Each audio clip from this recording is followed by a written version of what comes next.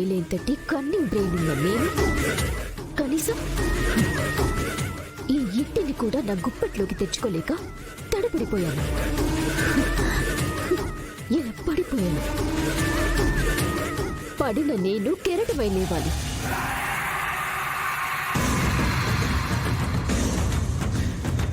ఉప్పెనై ఈ నట్టింట్లో నా ప్రతాపాన్ని చూపించాలి. ఆ రోజును నేను అతి త్వరలోనే తీసుకొస్తాను. గజిని దండయాత్రలా ఓడి ఓడి ఓడి కూడా గెలుపు నెత్తిన ఎక్కి తొక్కే వరకు పోరాడుతూనే ఉంటాను. ఈ అనన్య అంటే ఏంటో ఈ వర్షన్ 2.0లో చూపిస్తాను. అమ్మే, నీ మాటలు వింటా ఉంటే డ్రామాలు నిక్కు పొడుస్తూ ఉంటాయి.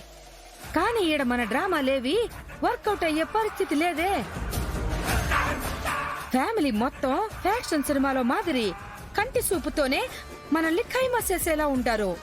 వాళ్ళ కంటి చూపు కన్నా నా కన్నింగ్ చూపు చాలా పవర్ఫుల్ అమ్మా.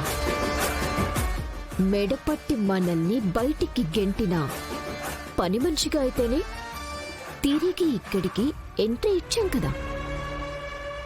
ప్లేస్మెంట్ దొరికింది.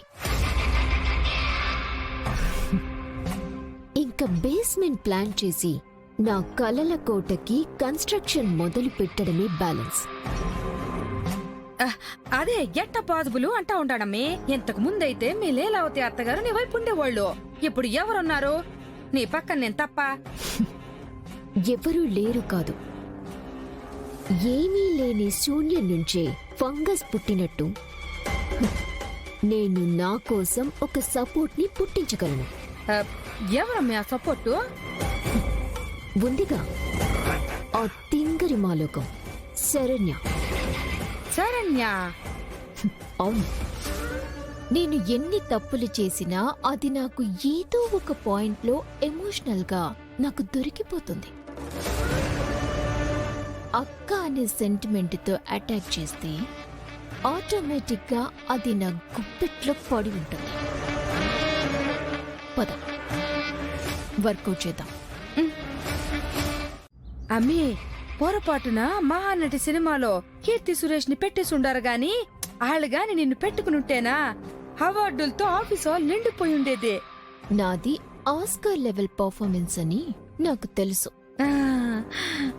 ఈసారి బెస్ట్ విలన్ అవార్డు కూడా నాదే. రాసి పెట్టుకో.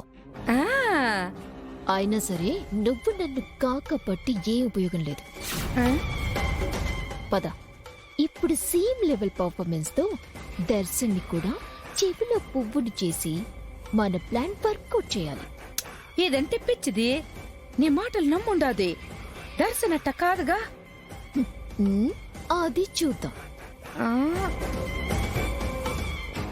హలో, ఇట్రా.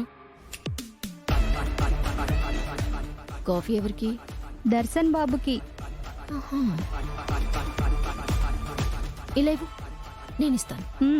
నువ్వెళ్ళు. అలాగే.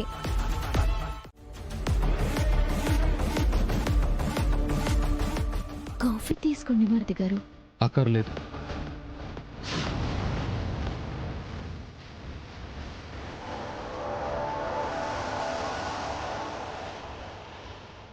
నీ కాఫీ అక్కర్లేదు, బంధుత్వంతో పిలిచే ఆ పలకరింపు అక్కర్లేదు. అయినా మీకు ఈ కుటుంబానికి మధ్య బంధుత్వాలన్నీ తెగిపోయాక కూడా మళ్ళీ ఎందుకొచ్చారు ఇక్కడికి? తెంచుకుంటే మాత్రం మన అనుకునే బంధుత్వాలు తెగిపోతాయో చెప్పండి. మీతో నాకు మాట్లాడనవసరం.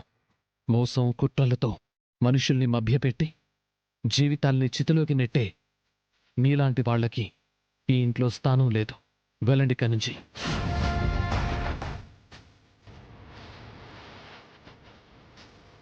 మరిది గారు, మీరు ఎవరి గురించో మనసులో ఏదో పెట్టుకొని వాళ్ళననాల్సిన మాటలు నన్నంటున్నట్టున్నారు. అయినా ఇప్పుడున్న మీ పరిస్థితిని నేను అర్థం చేసుకోగలననుకోండి. సమీర పోయిన బాధలో మీరిలా మాట్లాడినా నేను తప్పుగా తీసుకోను మరిది గారు. మీరేంటో నాకు తెలుసు కదా.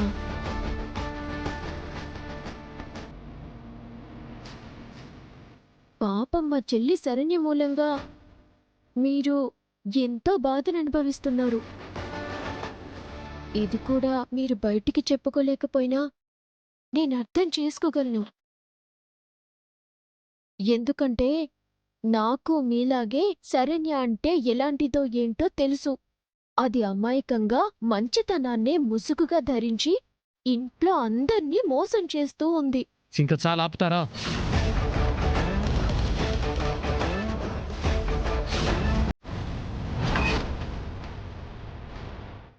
మీరేదో మహానుభావులు అన్నట్టు మాట్లాడొద్దు.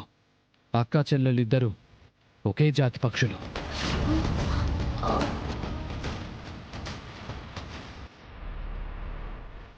మరిది గారు, దాన్ని నన్ను ఒకటని మాత్రం అనకండి. నేను ఏం చేసినా అది నా భర్త కోసం, నా కాపుర నిలబెట్టుకోవడం కోసమే చేశానండి.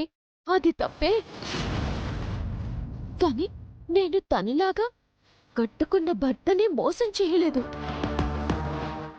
పెద్దింటి కోడలు కావాలన్న ఆశతో ఒక మంచి మనిషి ప్రేమ కథని ముక్కలు చేసి ఆ జంటని విడదీయాలనుకోలేదు.